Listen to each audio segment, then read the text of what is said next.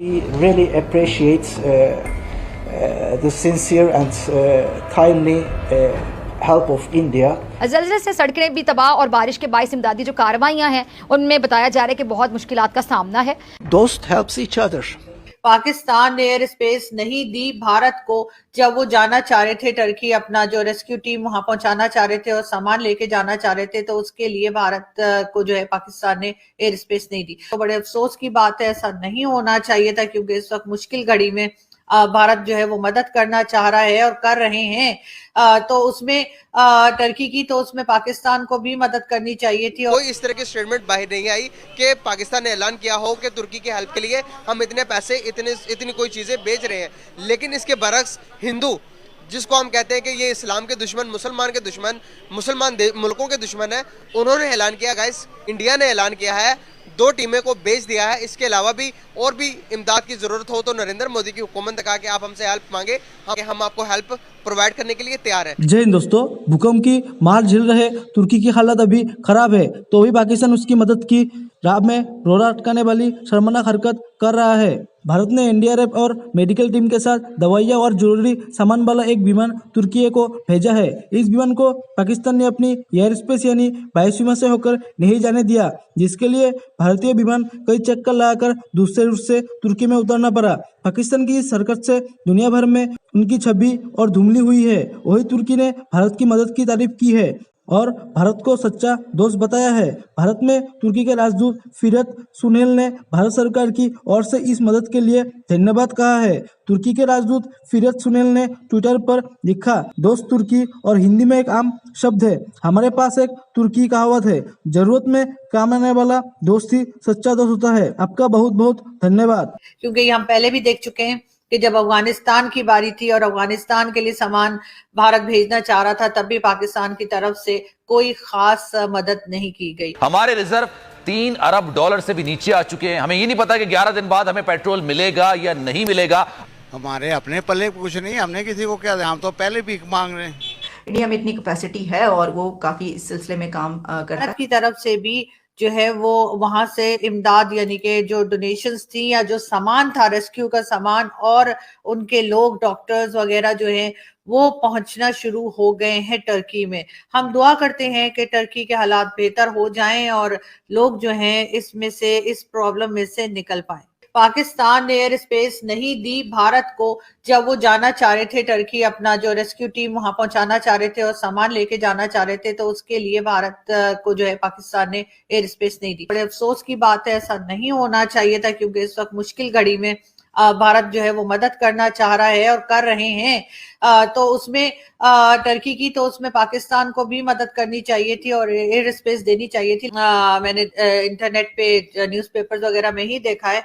तो फिर मेरा ख्याल है कि पाकिस्तान की तरफ एक बार फिर यही कहना चाहिए कि अगर इस तरह की कोई सिचुएशन होती है तो दूसरों की मदद कीजिए, ना कि उनके रास्ते में जो है वो मजीद प्रॉब्लम्स खड़ी की जाए। तो मेरे ख्याल है ऐसी कोई जब सूरत हाल होती है, ऐसी कोई कंडीशन होती है दुनिया में कहीं भी, तो ऐसे वक्त में चाहे वो भारत हो या पाकिस्तान हो, हमें एक दूसरे की मदद करनी चाहिए। क्योंकि हम पहले भी देख चुके हैं कि जब अफगानिस्तान की बारी थी और अफगानिस्तान के लिए सामान भारत भेजना चाह रहा था, तब भी पाकिस्तान की तरफ से कोई खास मदद नहीं की गई, जो कि एक अफसोसनाक बात है। और हरगिज मैं और मेरे जैसे लोग इस चीज को सपोर्ट नहीं करते। लेकिन बात सारी ये है कि ये पैसा जाया करने के बजाय जो आप ट्रैवलिंग करेंगे यहाँ से टर्की तक के लिए, अगर यही पैसा बचाकर उन लोगों को दे दिया जाता या कोई मजीद सामान उनको भेजा जाता तो बेहतर होता। और वही पैसा बचा के या तो वहां पे लोगों के लिए कोई सामान भेजने टर्की में, या फिर अपने ही लोगों की कोई मदद कर दीजिए कि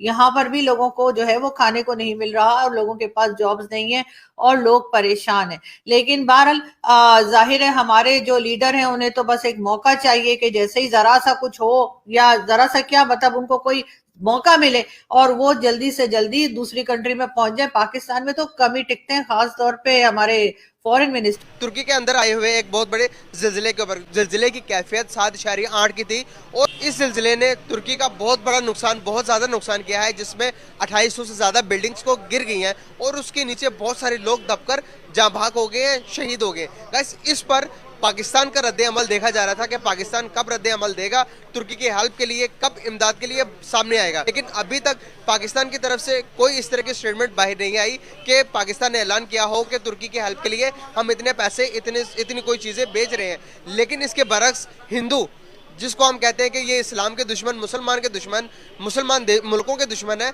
उन्होंने ऐलान किया, गाइस इंडिया ने ऐलान किया है 2 टीमें को बेच दिया है। इसके अलावा भी और भी इमदाद की जरूरत हो तो नरेंद्र मोदी की हुकूमत ने कहा कि आप हमसे हेल्प मांगे, हम आपको हेल्प प्रोवाइड करने के लिए तैयार है। तो पाकिस्तानी पब्लिक के पास जाऊंगा इस बात में कितनी सच्चाई है और हम क्या कर रहे हैं और इंडिया क्या कर रहा है इस बारे में। आपको पता है तुर्की के अंदर जिलजिला है सर, उस जिलजिला के अंदर तकरीबन 2800 इमारतें तबाह हो चुकी हैं, उसके जबत में उस इमारतों के अंदर लोग भी फंसे हुए हैं, तो बहुत ज़्यादा नुकसान हो गया तुर्की का।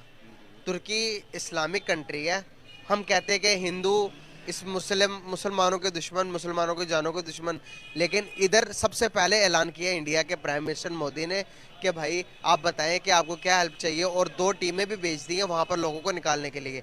लेकिन इसके बरक्स पाकिस्तान, जो कि हम कहते हैं कि मुसलमानों के अलंबरदार हैं, हमारी तरफ से सब कुछ जाता है, लेकिन गवर्नमेंट ने अभी कोई ऐलान नहीं किया। क्या वजूहत है? वजह सीधी सी है, हमारे अपने पल्ले कुछ नहीं, हमने किसी को क्या, हम तो पहले भीख मांग रहे हैं। आपको समझ ही नहीं आ रही बात की, हम क्या देंगे, हम हमारे पास है क्या किसी को देने के लिए? हमारे पास खुद नहीं है, रोटी नहीं, बिजली नहीं है, पानी नहीं है, आटा नहीं है, गैस नहीं, पेट्रोल नहीं है, कहाँ से दें? उनको क्या दें? हम पहले खुद तो खा लें। सर फिर गवर्नमेंट तो कहती है कि भाई हमारे पास तो, गवर्नमेंट जो मर्जी कहती रहे, वो तो एक टाइटल है उनका, वो बोलना उनका बनता है। इधर अवाम के पास भी सब कुछ नहीं है, लेकिन गवर्नमेंट को ये बात कौन मनवाए कि भाई हमारे पास कुछ भी नहीं है? किसी को मनवाने की ज़रूरत नहीं, ये जो दुनिया चल रही है ना, सारा सिस्टम चल रहा है, सबको पता है, आठों पता है, हम मेरे से कई गुना ज़्यादा आपको पता है। सर क्या पाकिस्तान दिवालिया हो सकता है? इसका मैं नहीं कोई राय दे सकता। जर्नल बात कर दें, कोई जिस तरह के हालात चल रहे हैं, नज़र आ रहा है कि हम गलत ही जा रहे हैं। रिजर्व भी कोई नहीं बचे, है ही कुछ नहीं हमारे पास। आपको पहले ही तो इसका जवाब दिया मैंने कि हम हमको इसको क्या देंगे, कहाँ से दें? सर क्या हिंदुस्तान हमसे ज़्यादा ताकतवर है इस टाइम मायशती लिहाज से? इंडिया दुनिया की 5वीं बड़ी मईशत बन गई। बड़ी है वो, आप उसको देखें, हमारे साथ 10 टाइम ज़्यादा है वो, मैशियत भी उसकी ज़्यादा, आबादी भी ज़्यादा, रकबा भी ज़्यादा उसका। सर कहीं भी मुश्किलात आती हैं तो हिंदुस्तान सबसे पहले कदम बढ़ाता है। अपनी अपनी सोच की बात है वो। सर हेल्प करनी अच्छी बात है ना, सोच तो अच्छी हुई फिर ये हेल्प करता है। बेटा आप बात समझने की कोशिश करें। जी जी बताएं। वो जो अफोर्ड कर सकता है वो कर लेता है, हमारे पास तो अपनी लड़ाइयाँ नहीं ख़त्म हो रही। कब खत्म करेंगे? ये नहीं होनी, नहीं होंगी तो फिर मुल्क का क्या होगा? अल्लाह हाफिज़। अल्लाह हाफिज़।